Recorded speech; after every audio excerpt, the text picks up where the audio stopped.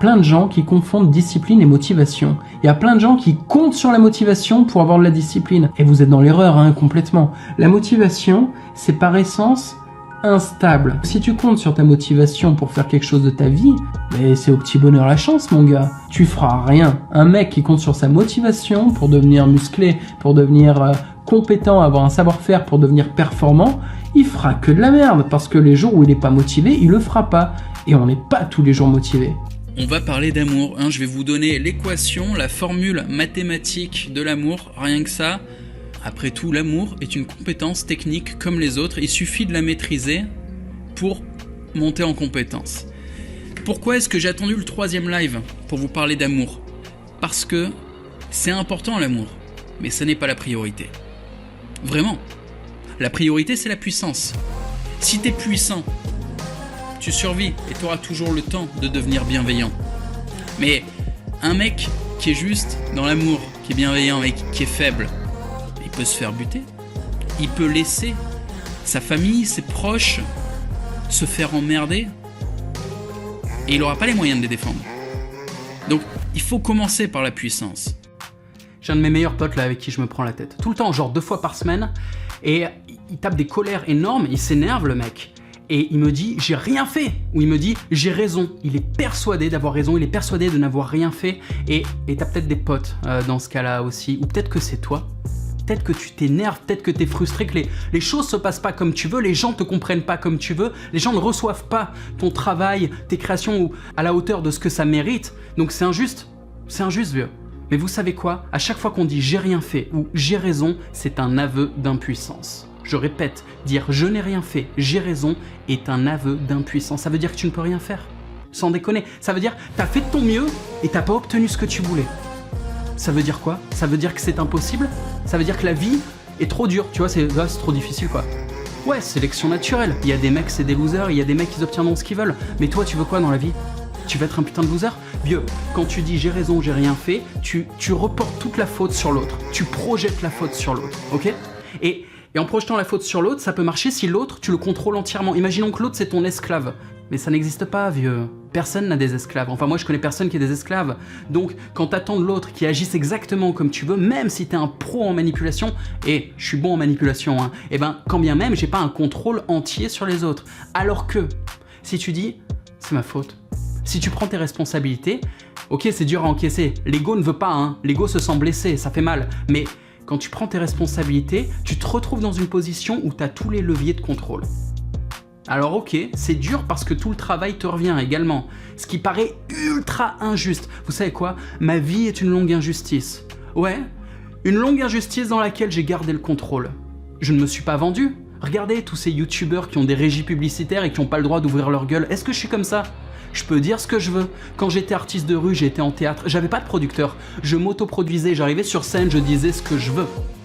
Eh ben regardez les artistes de théâtre en France. Est-ce que t'en as un, Dieudo, qui dit ce qu'il veut quoi? À part lui, qui c'est qui dit ce qu'il veut? Et Dieudo a subi des injustices.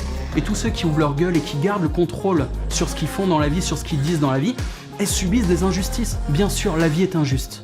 Vous savez quoi? Oubliez la morale. Ça n'existe pas. La vie est un rapport de force. Et si vous voulez prendre le contrôle, il faut prendre les responsabilités sur vous. Donc, imagine, vieux, t'as raison.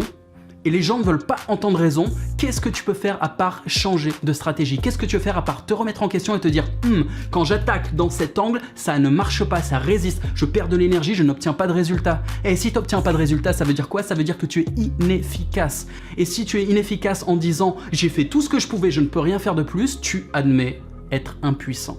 C'est ça que tu veux? Tu veux être impuissant, gros? Sèche tes larmes, arrête tes caprices, vieux. Y a pas de daron là, si t'as 25, 30 ans, c'est fini.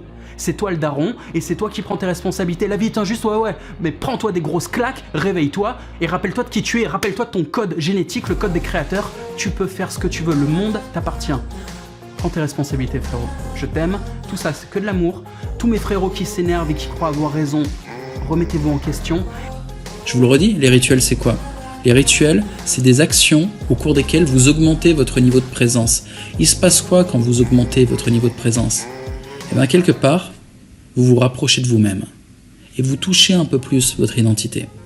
Et ensuite, tandis que vous augmentez votre niveau de conscience, vous comprenez mieux ce qui se passe autour de vous.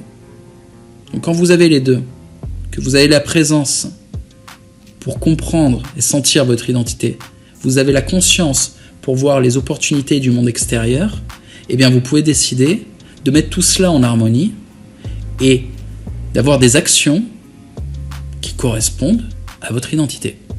Ah, les pièces du puzzle commencent à s'imbriquer. Les gens me demandent des choses parce que je suis compétent, parce que j'ai des contacts, parce que j'ai de l'argent, parce que je suis puissant. Donc, constamment, on me demande des choses.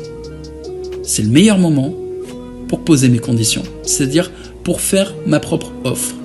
Qui est toujours une demande, hein, si vous avez compris le principe.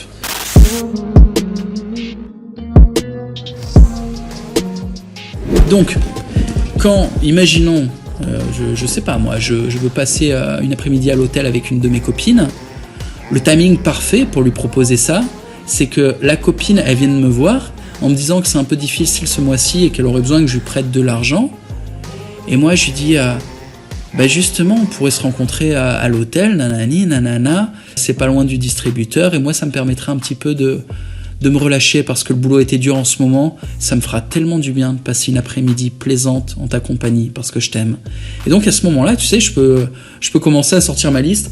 La liste, c'est donc, tu vas faire ton lavement anal, hein, tu vas prendre ce petit costume, tu vas t'épiler parfaitement, ça, j'ai même pas besoin de le dire, c'est évident. C'est le moment où je vais faire mon offre. Le moment où elle vient me demander quelque chose. C'est vrai en business. En business, le meilleur moment pour faire un deal, c'est quand les gens viennent vous solliciter avec leur propre offre. Leurs offres sont des demandes. Tu es en mode d'accord, je suis potentiellement intéressé d'accepter sous condition que voilà ma situation en fait. Et l'autre, déjà il va t'écouter parce qu'il veut quelque chose. Donc il va être extrêmement réceptif. Et en plus, il sera déjà dans une sorte de configuration mentale où tout ce que son cerveau va proposer pour que le deal se fasse, il va le pousser. C'est son cerveau en fait qui va travailler pour vendre ton offre.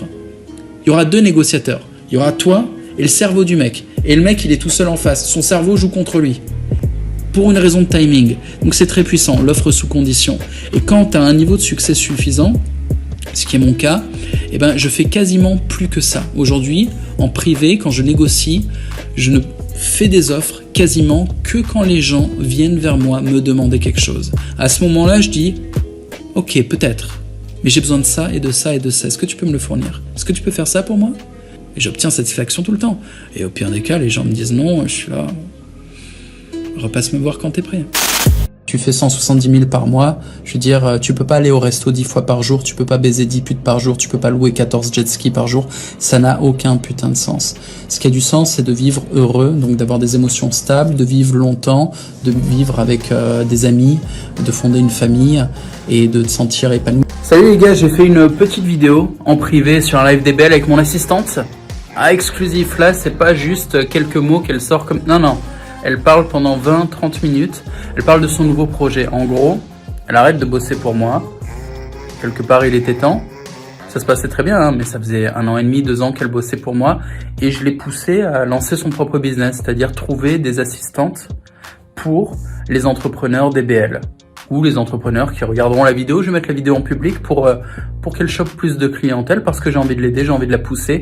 Elle fait un travail fantastique. Elle m'a trouvé évidemment, non pas une, mais 3 nouvelles assistantes. Ouais, j'ai 3 assistantes maintenant. J'ai une assistante la semaine, une assistante le week-end et j'ai une assistante de remplacement. Quand il y en a une qui est malade, qui veut partir en vacances, j'ai besoin constamment de quelqu'un avec moi pour me torcher le cul. En gros, tu vois, pour faire ma bouffe, faire le shopping, toutes ces conneries. Tu crois que j'ai le temps de laver mes chaussettes? Regarde-moi. Non, voilà. Si t'as pas d'assistante, mec, je te le dis tout de suite, tu perds de l'argent. T'es un businessman, t'as pas d'assistante, tu perds de l'argent. Tu fais des trucs à la con, tu ferais mieux de bosser. Déjà, c'est plus intéressant, c'est plus rigolo. Quand t'es un homme et que tu fais du biz, t'aimes ça. Et tu fais de l'argent, quoi. Tu fais beaucoup plus de l'argent que ce que tu payes ton assistante au tarif horaire, évidemment.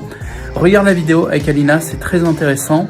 Barre-toi dans un pays de l'Est, développe ton business, prends une assistante et commence à vivre comme je vis depuis des années. Moi, je te le dis, jamais j'arrêterai d'avoir une assistante. C'est impossible. Je ne ferai qu'avoir plus et plus de personnel de maison.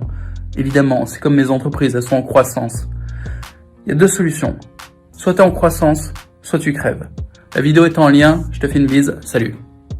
on arrête le débat. Si des gens vous parlent de politique, dites-leur ça sert à rien. Ça m'intéresse pas de parler de politique. Les politiciens commentent ce que font les multinationales. Et les politiciens, Macron typiquement, il sait très bien pour qui il bosse. Il bosse pas pour les Français qui ont cotisé pour payer son salaire. Son salaire, c'est ça. Ce qui gagne vraiment, sa thune, c'est ce que lui filent les multinationales pour l'influencer. C'est comme ça, quoi. Donc, les gens qui s'intéressent aux commentateurs de comédiens, j'ai fait de la politique, je sais ce que c'est. C'est de la comédie, c'est du théâtre. Et ils sont même pas très bons d'ailleurs, je dirais. Donc, les gens qui s'intéressent aux commentateurs de comédiens et qui prennent ça au sérieux et qui veulent vous impliquer, en fait, ils veulent voler votre énergie pour que vous participez à des discussions stériles qui s'appellent les débats, dégagez ces gens-là ou dites-leur, ferme-la, moi j'ai pas ce niveau-là, ok ? Je suis au-dessus, moi j'agis. Tu veux qu'on ait des discussions intéressantes ? Ok, dis-moi un truc qui va me faire gagner de l'argent.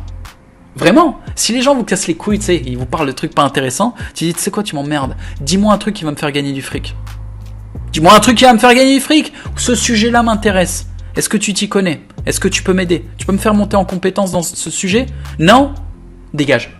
Et tu passes à la suite. Tu passes à des mecs qui peuvent vraiment t'aider, qui sont vraiment utiles. Tu crois que j'ai des discussions, moi ? J'en ai aucune.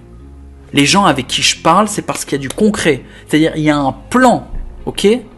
Un rendez-vous téléphonique. Les seules discussions que j'ai dans la journée, c'est un rendez-vous téléphonique avec des mecs, et il y a un sujet, il y a un objet pour la discussion. En début de discussion, je dis l'objet. Bon, voilà, on va se parler de tel et tel sujet. Le mec est là, ouais, ok, bam. Et je suis là, vas-y, c'est quoi tes infos ? Moi, je réponds. Voilà. C'est une discussion à la fin de laquelle on a avancé. N'ayez que des discussions comme ça. Arrêtez de jacasser. Les femelles jacassent, ok ? Nous, ici, on a une communauté d'hommes. Bon, il y a 2-3 femmes qui sont perdues au milieu. Tant mieux, tu vois. Elles verront ce que c'est des vrais mecs. Mais on est des hommes. Et le plaisir d'échanger, le rire, d'avoir des bons moments, c'est autre chose. En fait, c'est de l'amour. J'en parlais tout à l'heure dans le forum. Si vous avez vraiment des relations qui vous donnent de l'amour, c'est pas perdu. Jacasser, c'est pas de l'amour pour moi. C'est juste une alternative à la solitude.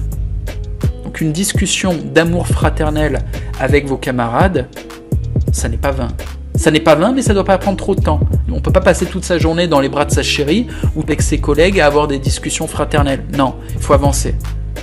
Un homme, c'est un guerrier et la plupart de sa journée, il faut qu'il se batte. Ou alors, c'est un producteur, il faut qu'il produise. C'est un artiste, il faut qu'il crée. Voilà. Et il y a des petits moments pour l'amour, bien sûr. Alors, Auguste nous dit, oui, il faut agir, l'action est la seule solution, on n'a plus le choix maintenant. L'homme, c'est l'action. Salut frérot, petite annonce, je pars à la montagne te faire un live. Le live public Domination by Love, et ben là je vais le faire en public pour une fois, histoire que tu puisses voir un peu comment ça se passe en privé, que tu puisses capter la communauté. Assistante. Voilà, c'est beau à en crever, c'est-à-dire quand tu vas voir la qualité du chat sur les commentaires de ma communauté privée, t'entends le bruit des bots. La synchronicité, tu vois, la discipline dans les pages, j'ai radicalisé une armée. Ça va te faire plaisir, il y a le lien en description. Soit le lien te dira, le live est dans 2 jours, dans 48 heures, quelque chose. Soit il est déjà passé, le lien te donnera accès au live. Fais-toi plaisir. À tout de suite.